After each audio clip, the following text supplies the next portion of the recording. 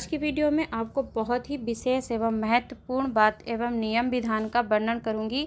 यदि आप कुबेरेश्वर धाम में 7 मार्च से लेकर 13 मार्च तक जो भव्य रुद्राक्ष का महोत्सव हो रहा है उसमें यदि आप सम्मिलित हो रहे हैं तो आपको कुछ नियम हैं, विधान हैं जो यदि आप जानकर समझकर वहां जाते हैं तो आपको कथा अमृत के साथ साथ ही उस कंकड़ संकर की धरा का पूरा लाभ प्राप्त हो और आपके जीवन में सुख समृद्धि धन किसी भी तरीके की कोई तंगी नहीं हो। आप सभी धन से लेकर के शारीरिक कष्टों से संपन्न हो जाएं, मतलब आपके दुख दरिद्र सभी दूर हो और आप अपनी झोलियां भर के लाएं।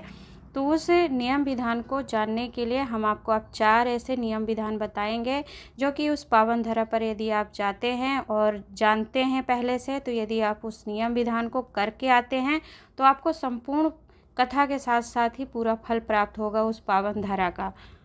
तो वीडियो को अंत तक जरूर सुनिएगा, छोड़िएगा नहीं, जिससे आपसे कोई महत्वपूर्ण नियम विधान एवं जानकारी ना छूटे।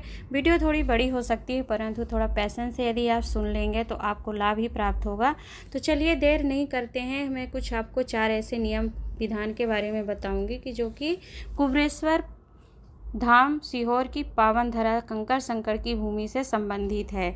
तो पहले तो आपको बताना चाहूँगी, थोड़ा तिथियों का स्मरण करते हुए और नियमों को जानते हुए चलेंगे आप तो आपको लाभ तो प्राप्त होगा ही, साथ ही साथ आपको कथा के साथ की जानकारी भी प्राप्त होगी।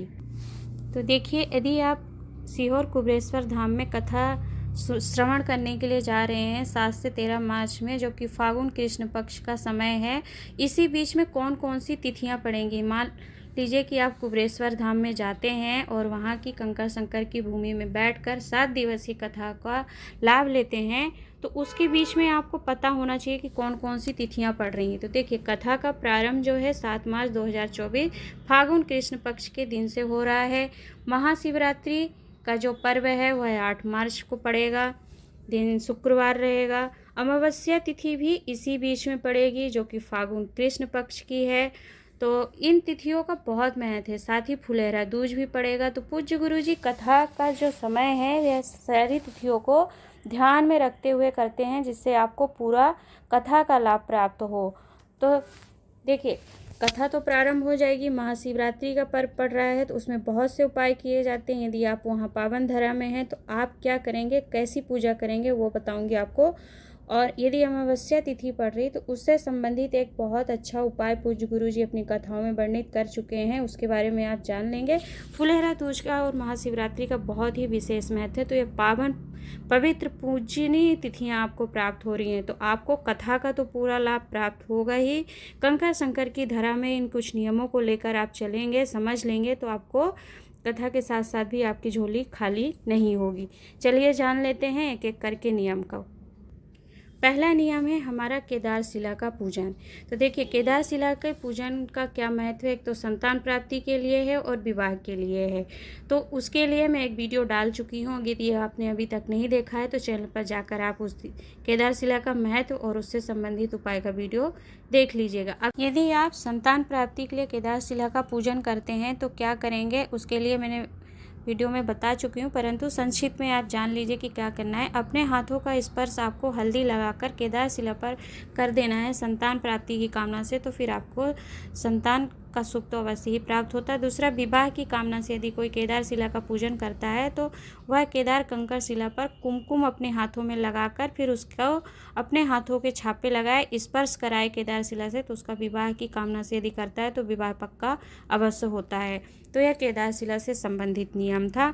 दूसरा नियम जान लेते हैं जो कि कंकड़ संकर का पूजन है।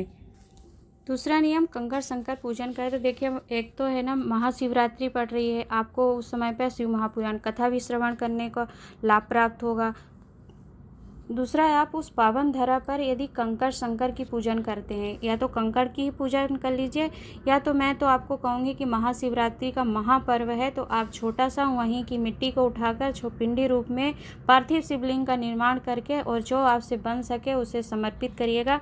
परंतु यदि आप किसी भी कैसी भी कामना से कंकड़ संकर का पूजन कर रहे हैं या पार्थिव शिवलिंग निर्माण का पूजन करते हैं कुबेरेश्वर धाम की पावन धरा पर जहाँ कंकड़ संकर का पूजन होता है, तो वहाँ पर आप क्या करेंगे कि जब अपनी कामना करते हैं तो कुछ लोगों को पता होगा, परंतु जो लोग नहीं जानते हैं वो यह वीडियो उन्हीं लोगों के लिए मैं बना रही हूँ। तो जो लोग नहीं जानते वो क्या करेंगे, कंकर शंकर की पूजा कर रहे हैं तो उसके ऊपर 108 दाने अपनी कामना करते हुए, चाहे तो आप चावल समर्पित करिएगा 108, चाहे आप हरे मूंग ले लीजिए, काले उड़द ले लीजिए, जौ ले लीजिए, चने की दाल लीजिए। चने की दाल तो बहुत ही उत्तम होती है, स्वर्ण दान के बराबर मानी गई है। तो यदि इन 108 सामग्री को आप समर्पित करते हैं अपनी किसी भी कैसी भी कामना के साथ, तो वह आपकी कामना मात्र 3 महीने में पूरी हो जाती है। ऐसा स्वयं मैं नहीं कह रही हूँ, प्रमाणित बातें हैं यह, और पूज्य गुरुजी व्यासपीठ से स्वयं वर्णित करते हैं। तो कंकर शंकर का महत्व जो जानते हैं तो श्रेष्ठ है, उत्तम है, करके आइएगा। जो नहीं जानते हैं वह यह वीडियो देख लीजिएगा, समझ लीजिएगा। चलते हैं हम अपने तीसरे नियम की ओर। तीसरे नियम की ओर बढ़ने से पहले आपको बताना चाहूँगी कि स्क्रीन पर आप देख रहे हैं कंकर शंकर का पूजन तो किया जाता है, परंतु जो लोग या तो कंकड़ को लेकर के पूजन करते हैं या थोड़ा सा पार्थिव शिवलिंग का निर्माण करते, फिर वहीं पे नारियल, पैसे, बेलपत्र, धतूरा आदि रखकर छोड़कर चले जाते हैं। उसका वह विसर्जन नहीं करते, अर्थात उठाकर साइड में नहीं रखते हैं। तो क्या होता है, दूसरा यदि आता है उसका पैर पड़ जाता है, लांघ जाता है, तो उसका संपूर्ण दोष हमें लग जाता है, जिससे हमारी कामना तो पूर्ण नहीं होती है परंतु हम कुछ हानि अपना कर बैठते हैं। तो आपको इन बातों का विशेष ध्यान रखना है कि आप वहाँ से लाभ कमाएंगे, पुण्य कमाएंगे, सत्कर्म कमाएंगे। आप कुछ ऐसा अनिष्ट कार्य नहीं करिएगा जिससे आपको पूर्ण फल की प्राप्ति ना हो। अगला नियम जानने से पहले यदि आपको वीडियो उपयोगी लग रही है, अच्छी लग रही है, समझ में आ रही है, तो चैनल को सब्सक्राइब ज़रूर कर लीजिएगा, क्योंकि ऐसी वीडियो आप तक पहुंचाने का मैं प्रयास करती रहूंगी और करती हूं। तो चलिए जान लेते हैं तीसरा नियम, जो कि बहुत विशेष एवं महत्वपूर्ण है। आप ध्यानपूर्वक सुनिएगा, वीडियो स्किप नहीं करिएगा। मैं पहले ही बता चुकी हूँ कि वीडियो थोड़ी लंबी हो सकती है, परंतु पैसेंस से यदि आप देखेंगे तो उसको आपको लाभ ही प्राप्त होने वाला। तीसरा नियम यह है कि गौशाला में तुला दान का महत्व। देखिए, तुला दान कब होता है, कैसे होता है, यह पूरा आपको समझाती हूँ, बताती हूँ, तो सुनिएगा। तुला दान का बहुत महत्व है यदि आप किसी गौशाला में जाकर स्वयं का तुला दान करते हैं, क्योंकि तुला दान गौशाला में जाकर किया जाता है और अमावस्या तिथि के दिन तुला दान किया जाता है। अर्थात मनुष्य अपना स्वयं का तुला दान करता है, तो यह तुला दान गौशाला में जाकर करना चाहिए। विष्णु पुराण, नर्मदा पुराण, गर्ग संहिता, पद्म पुराण में तुला दान का बहुत महत्व बताया गया है। शास्त्र वर्णन करता है कि जो व्यक्ति गौशाला में जाकर अमावस्या तिथि के दिन स्वयं बैठ जाता है, अर्थात पलड़े 2 होते हैं तुला दान करने में, जो तराजू जिसको बोल सकते हो, पर वो बड़ा होता है इसलिए तुला बोलते हैं उसको। तो उसके दोनों पलड़ों में से एक तरफ स्वयं व्यक्ति बैठ जाए और दूसरे तरफ उसकी जो सामर्थ्यता हो, गुड़ रख सकता है, घास रख सकता है, अनाज रख सकता है, तो ऐसी सामग्री को रख कर स्वयं अपना जितना वजन है उतनी सामग्री रखकर तुल जाता है और तुल कर अपना तुला दान कर देता है गौशाला में गौ के निमित्त।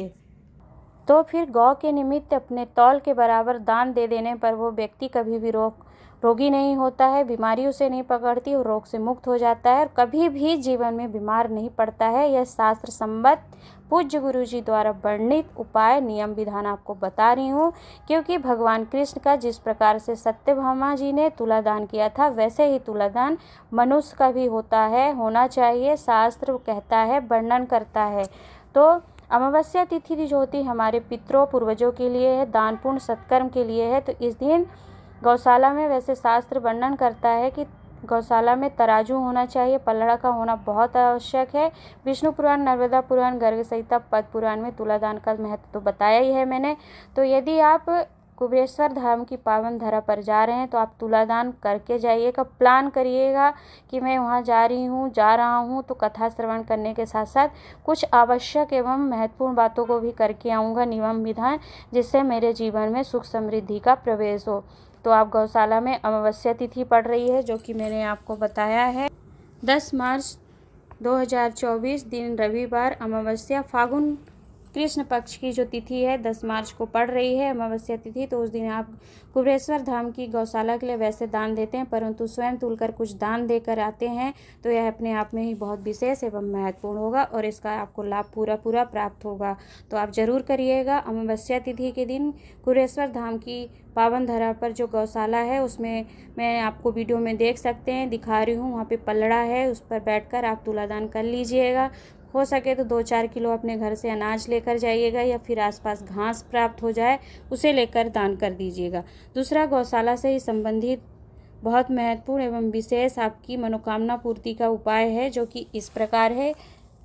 पूज्य गुरुजी गौशाला का महत्व वर्णन करते हुए कहते हैं कि अमावस्या तिथि का कि किसी के पास धन नहीं है, बहुत कंगाल है व्यक्ति है, उसके लिए भी वर्णन किया है कि अगर कोई गरीब से गरीब व्यक्ति, धन नहीं है, बिल्कुल कंगाल है, तो वो भी यदि गौशाला में जाकर स्वयं का चारे से भी, अर्थात एक तरफ स्वयं बैठ जाए, दूसरी तरफ वह चारे को भी अपने वजन से रख करके तुल करके दे देता है, तो उस व्यक्ति के यहाँ अगली अमावस्या तक आता है। अर्थात आप इस महाशिवरात्रि के बाद जो अमावस्या पड़ेगी, इस माह में फागुन में आप करेंगे, और जो अगले माह की जो अमावस्या तिथि आएगी उस पर आपके यहाँ धन व्यापार व्यवसाय जो भी होता है, कुछ न कुछ बाबा आपकी ऐसी व्यवस्था करते हैं कि आपके घर में धन का प्रवेश होता है, आवक होने लगती है।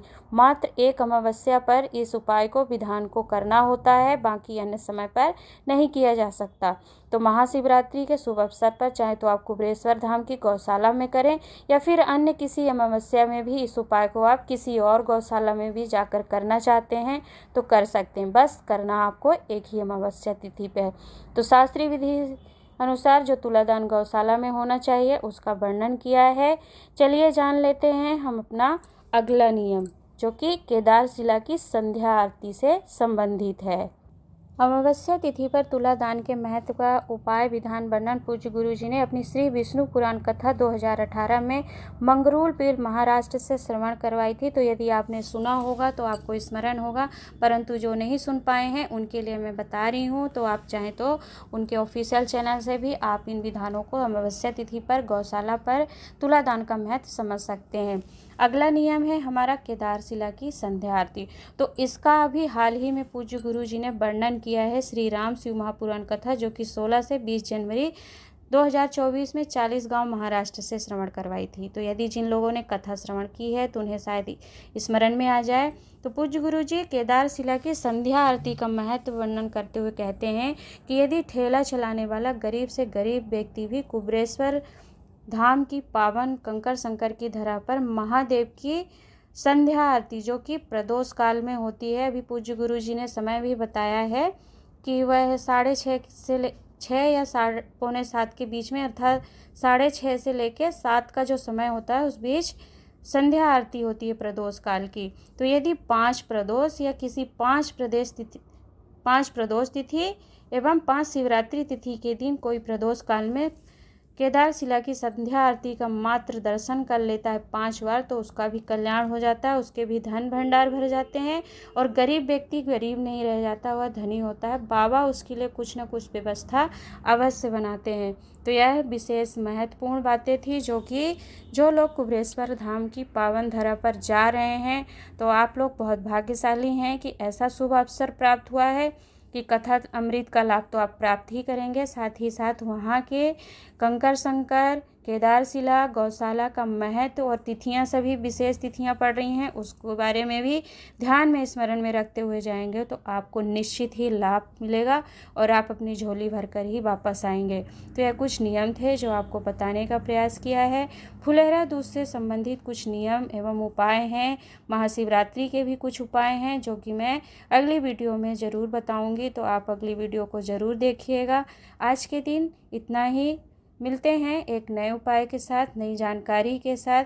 वीडियो थोड़ी भी आपको अच्छी लगी हो तो चैनल सब्सक्राइब कर लीजिएगा, वीडियो को लाइक एंड शेयर ज़रूर कीजिएगा। नमः शिवाय। ओम हर हर महादेव।